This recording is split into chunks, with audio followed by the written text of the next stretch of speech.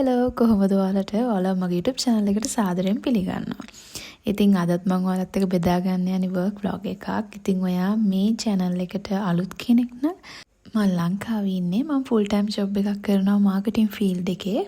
ඒ වගේම content creation වැඩත් එක්ක මගේ small business එකේ වැඩත් එක්ක මගේ ජීවිතේ ලස්සනම දවස් තමයි මම මේ channel එකෙන් share කරගන්නේ. ඉතින් ඔයාලා මේ වගේ content බලන්න කැමති කෙනෙක් නම් අනිවාර්යයෙන්ම දිගටම මාත් එක්ක ඉන්න. ඒ වගේ මේ වීඩියෝ එක කැමති නම් ලයික් එකක් දාගෙන යන්න, කමෙන්ට් එකක් දාගෙන යන්න. එහෙනම් අපි වීඩියෝ එකට යමු.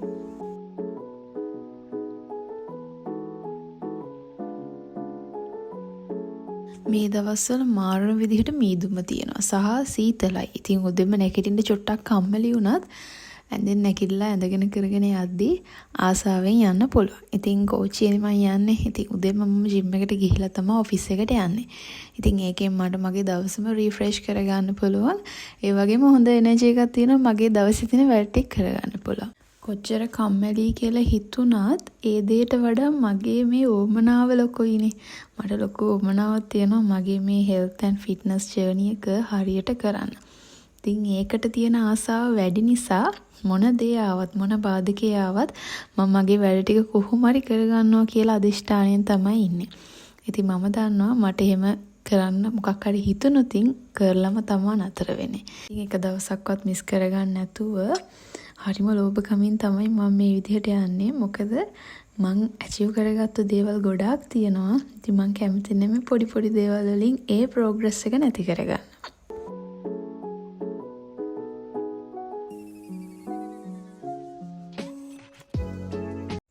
ඉතින් ජිම් ගිහිල්ලා ඔෆිස් යනකොට ගොඩක් අය මගෙන් අහනවා නාලාද යන්නේ හැමදේම කියලා. නැත්තම් දාඩි පිටින්ද යන්නේ කියලා. ඇත්තටම දාඩි පිටින් යන්න බෑ. මම හැමදේම නාන්නේ නෑ. ඒ උනටම දවසක් කර දවසක් නානවා. නාන්න දවස් වලට ඩ්‍රයි ෂැම්පූ එක පාවිච්චි කරනවා. නැත්තම් ෂැම්පූ නැතුව කොණ්ඩේ හොදනවා.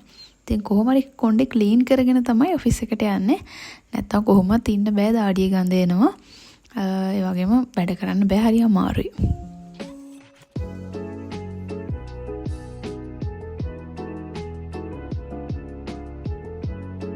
ඉතින් ජිම් එක ඉවර වෙලා යනකොට පුදුම බඩගින්නක් එන්නේ. මොකද කලින් දවසේ මම දවල් කාපු පිම්මනේ තාම. එතකොට මම මොකුත්ම මගේ බඩට වැටිලා නැහැ. ඉතින් ජිම් එකටත් ගියාට පස්සේ හොඳ බඩගින්නක් තියෙනවා. ඉතින් කන්න කැමති නෑ. ගිය ගමන් ඔෆිස් එකට ගියම මොන හරි බොන්න තමයි ඕනේ. ඉතින් මං ආපු ගමන් මෙන්න මේ ප්‍රෝටීන් ෂේක් එක හදාගත්තා. ප්‍රෝටීන් පවුඩර් මං කවදාකවත් පාවිච්චි කරලා නැහැ. ඒ වුණාට මම මේක try කරන්න ඕනි කියලා එකක් ගෙන්න ගත්තා. මේක plant based එකක්. එතකොට plant protein වලින් තමයි හදලා තියෙන්නේ. මේක ඇත්තටම ආසාවට තමයි අරගත්තේ try කරලා බලන්න ඕනි කියලා.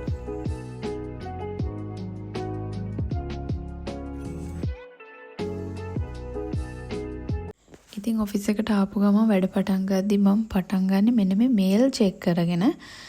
මේල් එක එක ඒවා එනවා ජංක් මේල් දන්නේ නැති ඒවා එනුත් එනවා. ඒවා ටික බ්ලොක් කරලා තමයි මම දවස පටන් ගන්නෙ. නැත් අනිත් මේල්ස් ටිකත් බලලා. ඊට පස්සේ තමයි මගේ to do list එක හදලා ඒ ටික plan කරගන්න පටන් ගන්නෙ. ඉතින් planning වල ලොකු දෙයක් වෙන්නේ නැහැ. මම කරන්න තියෙන වැඩ ටික roughly sketch කරගන්නවා. එතකොට මට ලේසි දවසේ වැඩ ටික බෙදා ගන්න.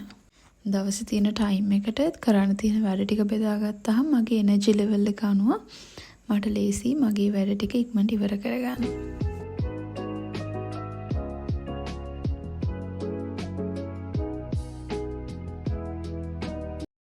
ඒ වුණාට මේ ප්‍රෝටීන් පවුඩර් නම් මට සෙට් වෙන එකක් නැහැ.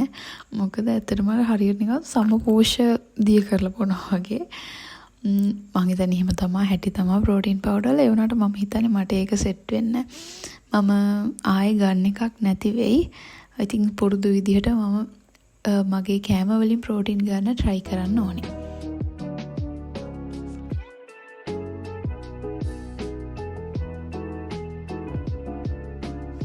මොන දේ බිව්වත් සුපුරුදු තේක නැතුව නම් ඉතින් මුකුත් කරන්න බෑ. වෙන කිසිම එකකට ගහන්න බෑ මේ තේකට. ඉතින් කිරි දැම්මත් කිරි නොදැම්මත් මේ ප්ලේන් ටී එක හරි ටී එක හරි තමයි ඇඟට අල්ලන්නේ.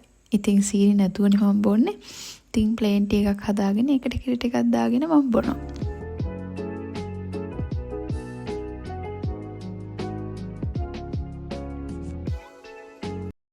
ඉතින් මම මගේ ටු ඩු ලිස්ට් එක හදද්දි විශේෂයෙන්ම මේ ඉෂුස් කියලා වෙනම හදා ගන්නවා. මට සමහර දවස් තියෙනවා අම්මෝ පුදුම ප්‍රශ්න ගොඩක් ඔළුවේ තියෙනවා ස්ට්‍රෙස් වෙලා වගේ. එතකොට මම කරන එක්සර්සයිස් එක තමයි මම කොලයක් අරගෙන මට තියෙන ප්‍රශ්න ටික ලියනවා. මාව ස්ට්‍රෙස් කරන මොනවාද ප්‍රශ්න කියලා හැමදේම ලියලා ඒකට අදාළව සොලියුෂන් එකකුත් මම එතන ඩ්‍රොප් කරගන්නවා. ඉතින් ඒ එක්සර්සයිස් එක මාර විදිහට වැඩ කරනවා. අපිට සතුටින් ඉන්න නම් අපේ ඔළුවේ තියෙන ප්‍රශ්න, ඒ දුක, හැමදේම තුනී වෙන්න මොන හරි දෙයක් කරන්න ඕනේ. එහෙම නැත්නම් හැමතිස්සම හිත අඬ දුක් වෙවි තමයි ඉන්න වෙන්නේ. ඉතින් ජීවිතේක පාරයිනේ තියෙන්නේ. ඉතින් ඒ ජීවිතේ විඳින්න ඕනේ. ඉතින් ඒකට මම මේ කරන පොඩි එක්සර්සයිස් එක මට ගොඩක් වටිනවා. මට හැමතිස්සම සතුටින් මගේ වැඩ ටික කරගන්න ඒක ගොඩක් උදව් වෙනවා මට.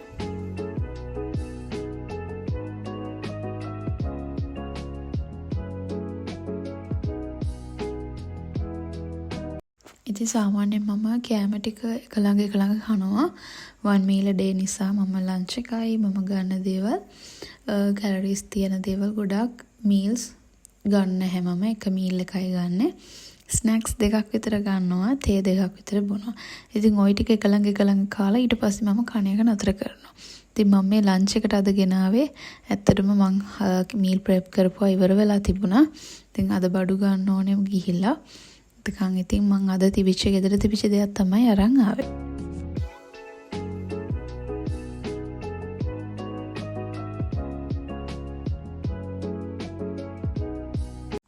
වැඩ ඉවර කරන්නේ කොහොමත් මම හෙට දවසේ තියෙන වැඩ ටික ප්ලෑන් කරගෙන මට හෙට මොනවාද ඇවිල්ලා කරන්න තියෙන්නේ කියලා පොඩි රෆ් ස්කෙච් එකක් හදා ගන්නවා. එතකොට මට ලේසි හෙට ඇවිල්ලා වැඩ කරන්න.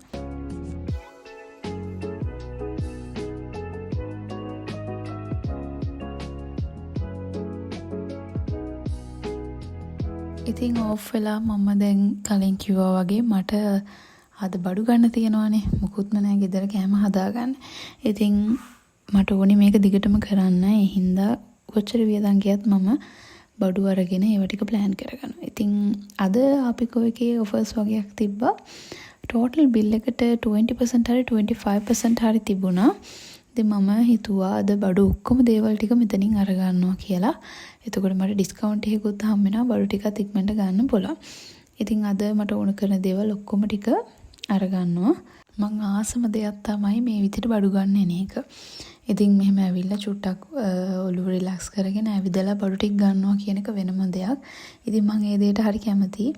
ඉතින් ඒකෙන් හම්බෙන රිලැක්සේෂන් එකට ඒ ගොඩක්ම මම එන්න හේතුව ඒක තමයි. ඇවිල්ලා බඩු අරගෙන ඊට පස්සේ බඩු ගෙදර අරන් ගිහලා අන්පැක් කරලා ඒවා සෝට් කරන එක මගේ ඔළුවට මාරු විදිහට රිලැක්ස් වෙනවා සහ ඕගනයිස් වෙනවා.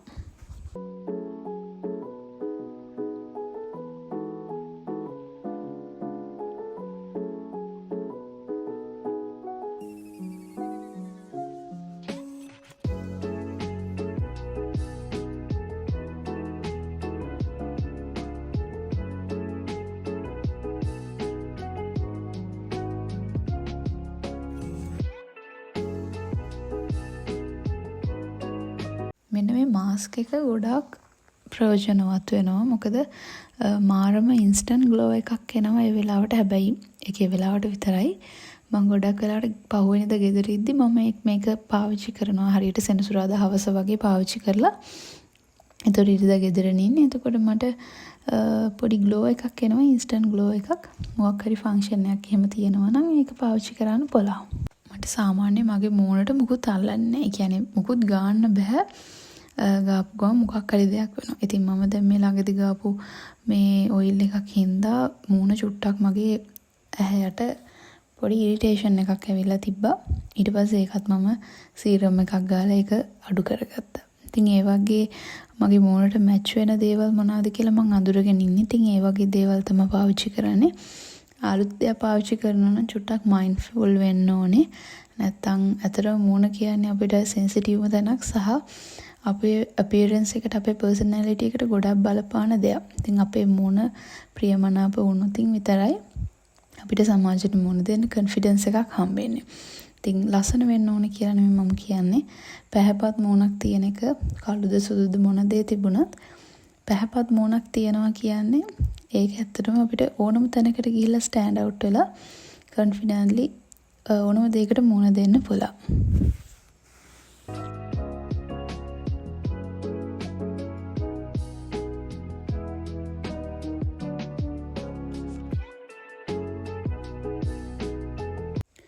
මම වොෂ් එකක් දාන්නත් කලින් ගෙදර ආපු ගමන් දැන් මම මේ කෑම හදන්නයි යන්නේ. මොකද ඒක මාරම ඉම්පෝටන්ට්. මම කන්න හදන්න නැතුව මම උදේ හදන්න දාගත්තොත් මම උදේ හැදෙන්නේ. එතකොට මට කඩෙන් කන්න වෙන්නේ. කඩෙන් කනවා කියන්නේ මගේ ඩයට් එක කැලේ. ඉතින් ඒ හින්දා මම කෑම හදන එකට ප්‍රයොරිටි දීලා තියෙන්නේ. ඉතින්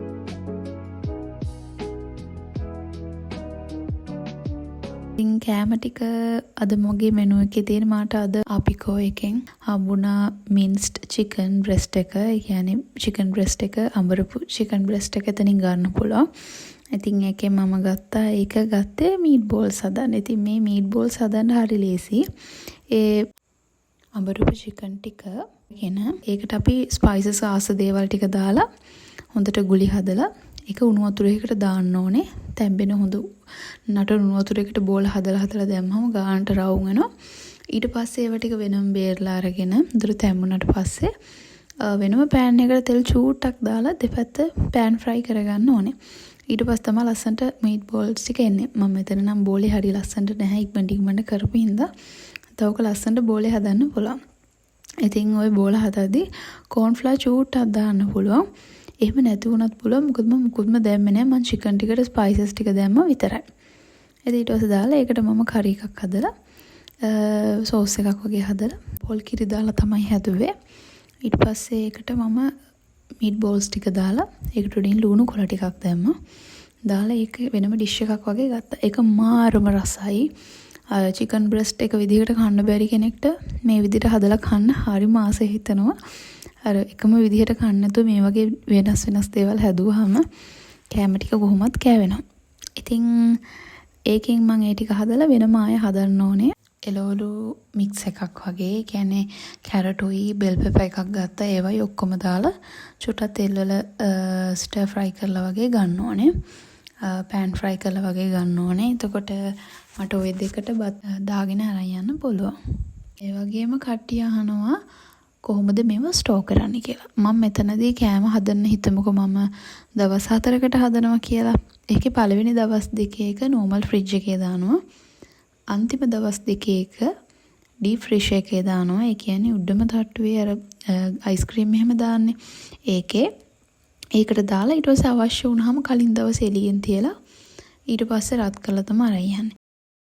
ඉතින් ඔන්න ඔය විදිහට තමයි මගේ දවස ගෙවුනේ. මං හිතනවා ඔයාලා මේ වීඩියෝ එකට කැමති වෙන්නේ නැති කියලා.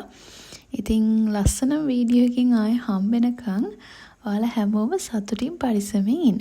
බයි.